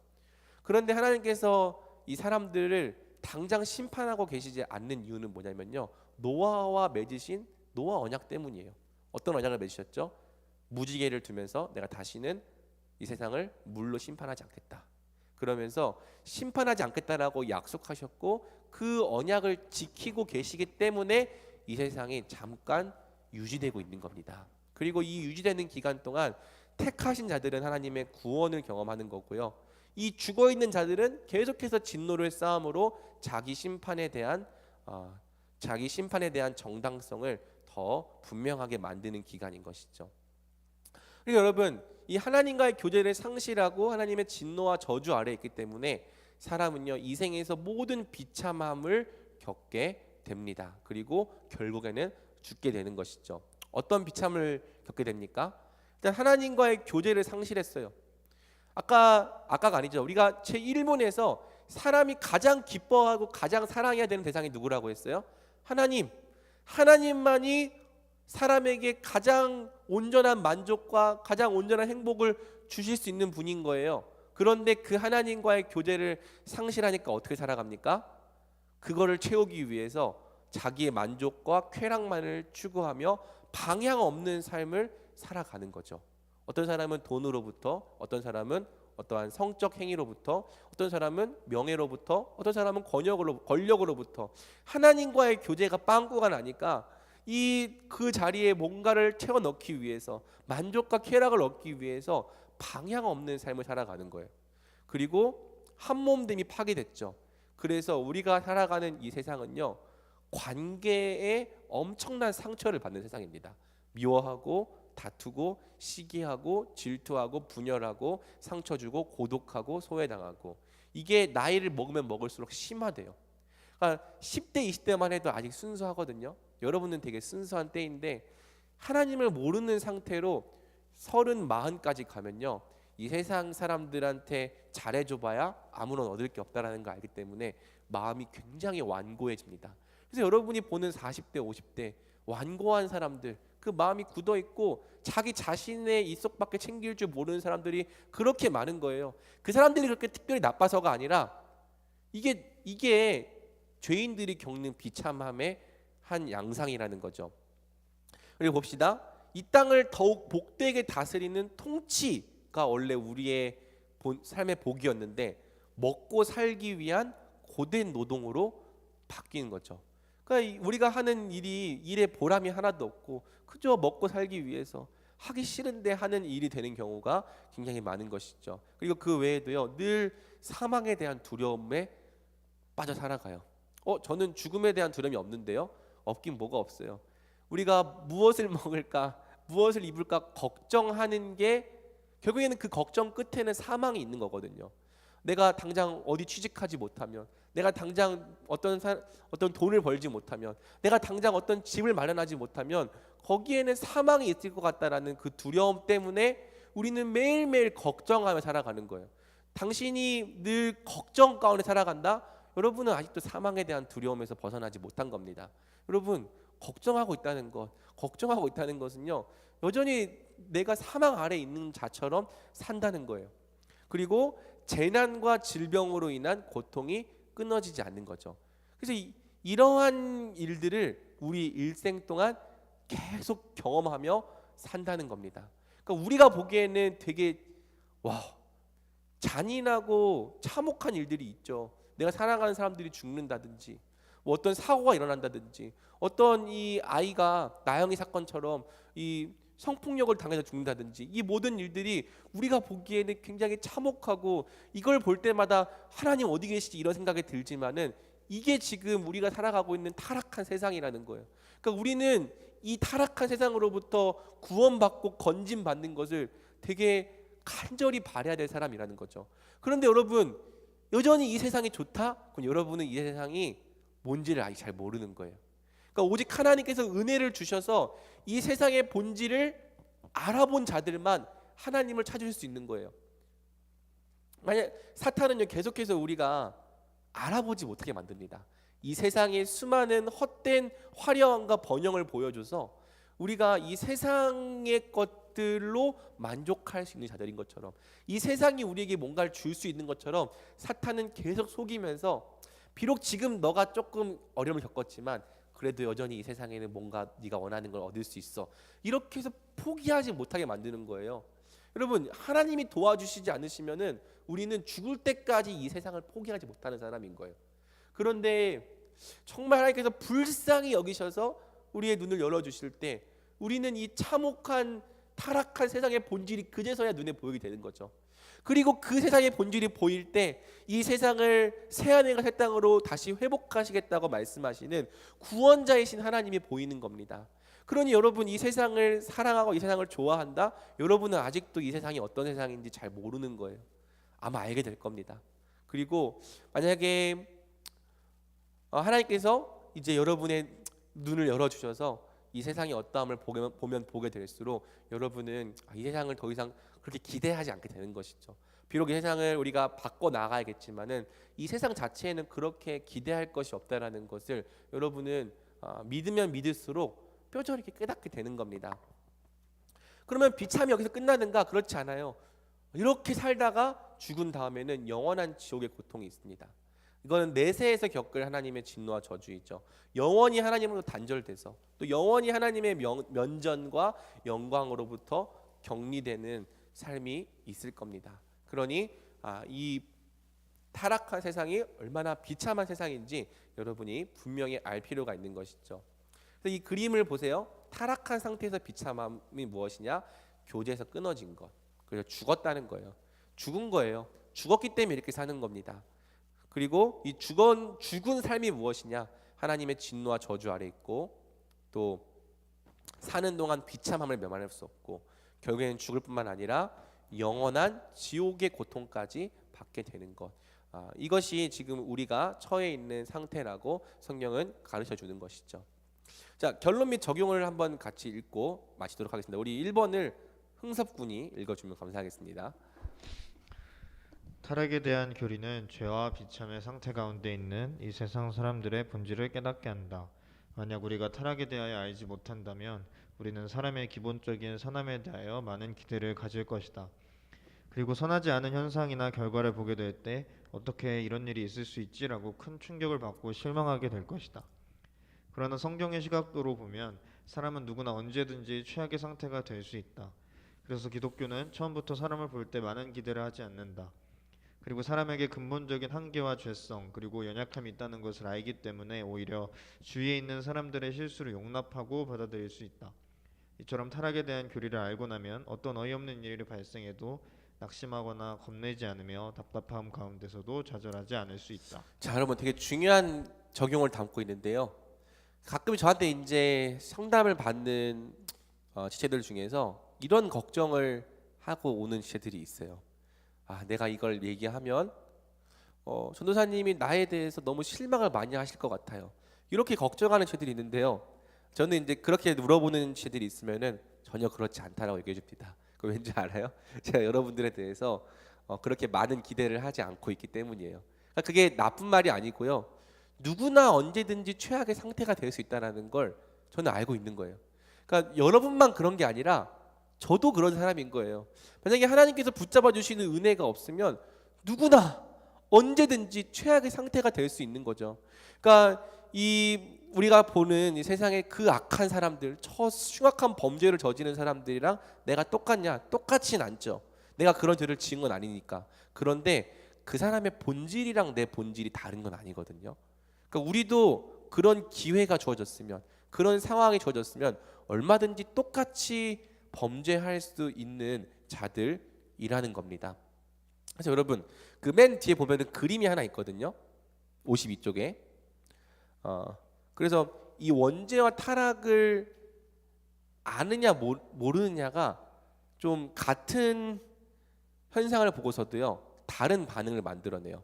어떤 선하지 않은 현상이나 결과가 있는데요, 이 원죄와 타락의 교리를 몰라요. 그러면 보면서 인간은 선하다, 인간은 괜찮은 존재다라고 생각하면요, 이러한 일을 볼 때 말도 안 돼, 어떻게 이런 일이 일어날 수 있지? 상처받고 좌절하고 이 세상에 소망이 없어 하고 이제 이 뭐라고 하죠? 구운몽처럼 모든 건 다 헛되다 이렇게 가버리는 이러한 반응이 나타나는 것에는요, 여전히 세상이 뭔가 이렇게 가능성이 있다라고 하는, 사람에게 어떤 선의 가능성이 있다라고 생각하는 사람들에게 이러한 이 충격과 좌절이 찾아올 수 있는 거죠. 가끔 이제 그리스도인들임에도 불구하고 대단히 사람을 많이 기대하는 모습을 보게 됩니다. 여러분 사람 기대하지 마세요. 물론 주 안에서 함께 사랑하는 형제들 지체들 사랑할 수 있고 또 신뢰할 수 있지만 이 지체들조차도 언제든지 정말 최악의 상태가 될 수 있다는 건 늘 염두에 두세요. 근데 그럼에도 불구하고 우리 사랑하는 거예요. 이 형제가 최악의 상태가 되었을지라도 그것 때문에 이 형제를 버리는 게 아니라 어떻게든 이 형제를 살려내려고 또 힘을 내고 또 우리는 자기를 부인하면서 사랑해 나가는 거죠. 그런데 여전히 사람에 대해서 기대하고 사람은 가능성이 있다 이렇게 생각하고 있으면요, 여러분 반드시 상처받을 겁니다. 근데 반대로 힘들지만 당연한 거야 라는 생각을 가질 수 있어요. 죄와 오염으로 불완전하다는 걸 알면. 그래서 물론 놀라죠. 어떤 사람이 어떤 일을 했대, 걔가 그랬다고? 그러면 당황은 하지만 어떻게 그럴 수가 있어 이렇게 좌절하는 게 아니라, 그래 사람은 원래 그런 존재이기 때문에 그러면 내가 어떻게 대처할까? 어떻게 도와줄까? 하면서 이 죄악된 세상의 죄악을 만날 때 이 세상의 죄를 피하거나 극복해 나갈 수 있는 길을 이 원죄 교리가 열어주는 것이죠. 그래서 이제는 여러분이 이 타락이라고 하는 세계관을 가질 줄 알아야 합니다. 그리고 이 세계관 안에서 여러분의 생각과 또 말과 행동을 선택할 줄 알아야 되는 것이죠. 2번 제가 읽겠습니다. 선악과를 따먹은 이후로 사람들은 자기 자신의 기준에 따라 선과 악을 판단하게 되었다. 그러니까 선악을 안다는 게 뭐냐? 자기가 선악의 판단자와 입법자가 된다는 거예요. 그래서 각자 죄에 대한 기준도 다르고 시대와 문화에 따라 변한다. 그래서 만약에 우리가 일반적인 도덕과 윤리를 통해서 죄가 무엇인지를 배우려 한다면은 우리 자신이 왜 하나님의 진노를 받아야 할 죄인인지 알 수 없는 거죠. 그래서 우리는 하나님의 법을 기준으로 죄가 무엇인지를 알아야 한다. 율법을 만나야 돼요. 그래서 여러분 십계명도 꼭 공부해야 합니다. 왜냐하면 죄의 기준은 하나님이시기 때문입니다. 말씀을 통하지 않고서는 무엇이 죄인지조차 깨달을 수 없고 또 왜 우리가 심판받아 죽을 죄인인지 알 수 없는 거죠. 그러니 이 성경을 통해서 죄가 무엇인지를 알아가고 또 성경을 기준으로 우리 자신을 점검하고 판단하며 계속해서 이 하나님 말씀 앞에 우리를 깨트리는 자기 부인이 필요한 것이죠. 그리고 죄의 본질은 3번 하나님의 주대심에 대한 거부이다. 그래서 남한테 피해 주지 않았으면 내가 죄를 안 지었다. 여러분 이제는 그렇게 생각하면 안 되는 거예요. 하나님의 법을 기쁨과 자유의 법으로 생각하는 것이 아니라 무거운 짐과 굴레로 여기기 때문에, 그래서 하나님 말씀 지키는 게 너무 힘들고 그게 되게 부담스럽게 느낀다면은 정말 여러분이 정말 여러분이 구원받은 자인지를 좀 다시 고민해 볼 필요가 있습니다. 왜냐면요, 구원받은 자는요 하나님이 주님이 되신 자들이거든요. 그래서 비록 그 말씀이 내게 어렵고 힘들지라도 끊임없이 그 말씀 앞에 자기를 부인해 나가는 것이 참 신자의 특징이고 본질인데, 만약에 여전히 이 말씀이 싫고 무거운 짐과 굴레처럼만 여겨진다면은 여러분이 정말 중생한 자들인지 다시 생각해 봐야 하는 거예요. 그래서 이 죄성을 가지고 있으면요 말씀에 무관심하게 살아가는, 그래서 정면으로 어기거나 그 말씀에 무관심하게 살아가는 불순종의 모습으로 나타난다. 여러분, 말씀을 정면으로 어기는 것뿐만 아니라 하나님 말씀에 무관심하게 살아가는 것도 죄다. 그리고 하나님 말씀에 무관심하다는 것은요 결국에는 하나님에 대하여서 무관심하다는 거예요. 그분이 나에게 있어서 그렇게 중요한 분이 아니란 뜻인 거죠. 그래서 죄의 이러한 본질을 생각해 봤을 때 여러분이 그동안 어떻게 살아왔는지가 보일 겁니다. 그리고 보인다면요 분명하게 회개하고 이제는 그렇게 살지 않겠다고 여러분을 깨트리는 그러한 믿음의 결단으로 나아갈 수 있기 바랍니다. 자, 그다음에 마지막 4번이죠. 한번 흥섭이가 읽어주세요. 성경은 우리가 아담의 첫 범죄에 대한 죄책을 가졌을 뿐만 아니라 의를 행할 수 있는 근본적인 능력을 잃어버렸고 또한 전속성이 부패하게 되었다고 설명한다. 그러므로 우리가 스스로의 힘으로 의를 행하지 못하며 끊임없이 악한 생각과 행위에 넘어지는 것은 어떻게 보면 당연한 것이다. 만약 우리가 우리의 이러한 상태를 알지 못하거나 인정하지 않고 스스로의 힘으로 우리 자신의 죄성을 이겨내려 한다면 우리는 반드시 실패할 수밖에 없을 것이다. 우리에게 원죄의 영향력을 이겨낼 수 있는 능력이 없다. 그렇기 때문에 우리는 성경이 우리에게 제시하는 해결책에 귀를 기울여야 한다. 삼위 하나님의 구속사역으로 말미암아 우리 인생 가운데 단번에 이루어지는 구원 및 점진적으로 완성되는 구원에 대하여 계속 알아가는 우리 교회가 되자. 네, 아멘. 자, 마지막 적용이 굉장히 중요합니다. 그 교회 생활하다 보면요 자기 죄 때문에 이 죄책감에 빠져 있는 지체들이 그렇게 많아요. 그러면서 내가 하나님을 사랑하는데 왜 이렇게 나는 맨날 죄를 지을 수밖에 없을까요? 그런데 거기에는 좀 어떤 무지가 있는 거냐면 자기의 상태에 대한 무지가 있는 거라고 할 수밖에 없죠. 여전히 내가 가능성이 있는 존재라고 생각을 하는 거예요. 그래서 뭔가 내가 노력하고 힘을 내고 힘을 쓰면은 내가 이 죄를 이겨낼 수 있는 자라고 생각하는 마음이 깔려 있기 때문에 자꾸 죄를 지을 때마다 스스로에 대해서 실망하고 낙심한 거죠. 그런데 여러분, 성경은요 우리의 가능성을 아예 제거합니다. 너는 원래 그런 놈이야라고 얘기를 해주는 거죠. 그리고 너가 원래 스스로의 힘으로 하나님 말씀에 순종하고 또 그렇게 살아낼 수 있는 가능성은 전혀 없어라고 우리에게 명백하게 말해주는 겁니다. 그래서 여러분이 이 원죄에 대한 동의가 되었다면은 이제 여러분은 성경이 제시하는 해결책에 귀를 기울여야 돼요. 내가 내 방법으로 이 죄와 싸우려 하지 말고 성경이 이 죄에 대한 해결책을 말해주고 있다니까요. 그래서 이 해결책을 여러분이 무엇인지 분명히 알고 그것을 사용해 나가는 것으로만 여러분이 이 죄를 이기고 거룩해져가는 삶을 살아낼 수 있는 거죠. 그런데 막상 보면은 성경이 무슨 해결책을 제시하고 있는지에 대해서 들으려 하지 않고 배우려 하지 않는 거예요. 그냥 막연하게 열심히 말씀 읽고 기도하고 또 예배 잘 드리면 되겠지, 성령 충만 받으면 되겠지, 그러면서 막상 자기의 힘으로 해 나가려고 하는 모습들을 보고 그러니까 맨날 실패하게 되는 경험을 하게 되는 것이죠. 그래서 우리는 이 내용을 또 배울 겁니다. 아마 29문부터 38문까지 구원론에 대한 내용을 배우면서 우리에게 하나님의 구원이 어떻게 적용되어져 가는가, 그리고 이 구원의 적용을 아는 자들은 어떻게 이 죄를 극복해 나가야 되는 것에 대해서 우리가 이 소요리 문답 끝 부분에서 배우게 될 거예요. 그러니까 여러분이 마지막까지 훈련을 잘 따라와야겠죠. 자, 강의는 그러면 여기에서 마치겠습니다. 혹시 질문이 있으면 여러분이 언제든지 저에게 해주시면 됩니다. 지금 따로 질문을 받지는 않겠고요. 우리 그러면 다 흩어져서 각자 구역에서 이 나눔과 토론을 하는 시간을 갖도록 하겠습니다. 오늘 이제 다슬 간사님이 개인 사정 때문에 이 구역 모임을 못하기 때문에 제가 누가 어디로 갈지를 분배해서 알려드리도록 하겠습니다. 그러면 우리 흥섭이가 좀 마무리 기도 한번 하는 것으로 우리 끝내볼까? 우리 유일한 청중이 흥섭인데 여러분 중에서도 오고 싶은 분들은 언제든지 와서 같이 들어도 됩니다. 기도해 주세요. 네, 기도하겠습니다. 하나님 감사합니다. 또 2주간을 살아내고 또 귀한 말씀 앞으로 나와 하나님의 말씀을 듣고 배운 우리 예글 있는 한 명 한 명들을 축복하여 주시옵소서. 특별히 하나님 오늘 죄와 타락에 관하여서 들었는데 하나님 타락된 우리를 구원해 주신 은혜에 우리가 감사하며 또 우리가 주대심을 거부하지 않고 적극적으로 순종해 나가는 그러한 모습이 우리 가운데 있게 하여 주시옵소서. 죄로 물든 이 세상을 불쌍히 여기며 사랑하는 마음을 우리 가운데 갖게 하셔서 하나님 우리로 하여금 이 땅이 하나님께로 돌이킬 수 있는 그 사명자의 역할을 감당할 수 있게 하여 주시옵소서. 이후에 있을 구역 모임 가운데도 함께 하여 주셔서 서로의 귀한 나눔을 통하여 더욱더 성장할 수 있게 도와주시옵소서. 예수님의 이름으로 기도했습니다. 아멘. 이상으로 모든 훈련